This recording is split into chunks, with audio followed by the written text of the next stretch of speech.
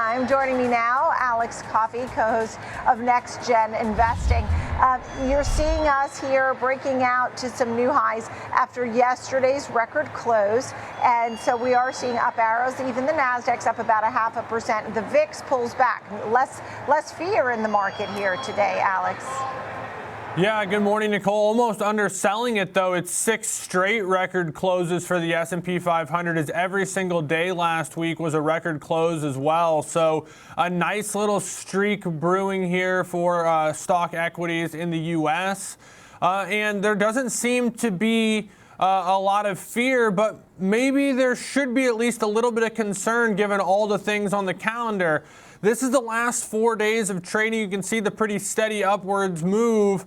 I used the red line for sort of the resistance or slow down, sort of the stop light for our red, yellow, green around 6,400. But whenever you're at all-time highs, it's always very difficult to project resistance, because that's what you're doing, is you're projecting price and trying to figure out where it might slow down. There isn't form or price to deal with, really. So in many ways, truly uncharted territory. But we're coming back to that line. We're testing it here as we ease off the opening highs. We'll see if it can hold.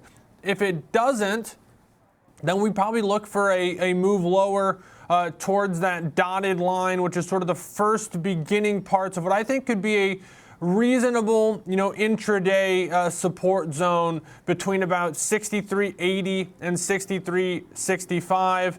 And then, of course, if there was a more dramatic move lower, getting down to the 63.30 level could make some sense. But, Nicole, you look at this, market, there's tons on the calendar.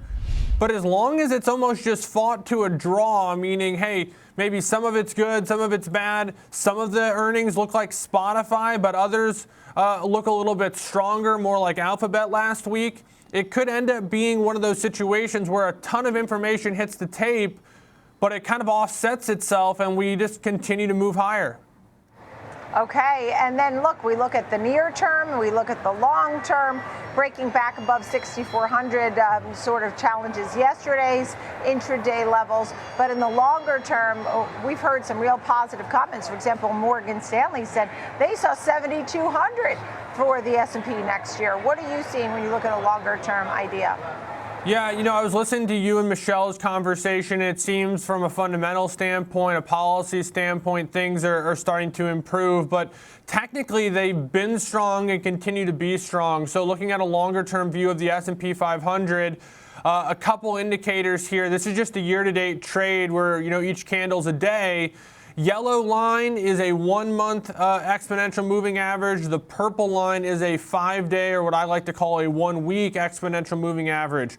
If this was the only indicator that we used when the 1 week was above the 1 month, we would have gotten back in April on the 25th, and we hadn't looked back since. That would have gotten investors back in almost 1,000 S&P points lower, which is just remarkable. And of course, it was an indicator that would have gotten you out above 6,000 at the end of February. So you would have missed almost the entire drawdown and then gotten back in on the upswing. So it doesn't always work out that way, but of course really worked out well. We continue to see that. Particular indicator suggests positive trend. And then below it, I have an RSI, overbought momentum, continues to say momentum strong as it's making new highs alongside the overall market. And then a stochastics, which is another way of looking at momentum, also really, really nice levels there. So, hey, maybe the best reason that bears would have is that, hey, we've made 6 all-time highs in a row, momentum, everything is really strong. But that's a pretty contrarian take, and usually when things look like this, it's for a reason. And so you're kind of be walking the path less taken if you decided to get bearish here. But it is of course a situation where many try to do that. Only thing I would say is rather than going outright bearish, maybe just consider if you have positions on and you're worried because of the streaks, the all-time highs, the uncertainty. Just pare things back. You don't need to be all in, all out. You can reduce the size of positions. You can put hedges on. But if you just looked at things technically, there's really not a lot of concern out there right now.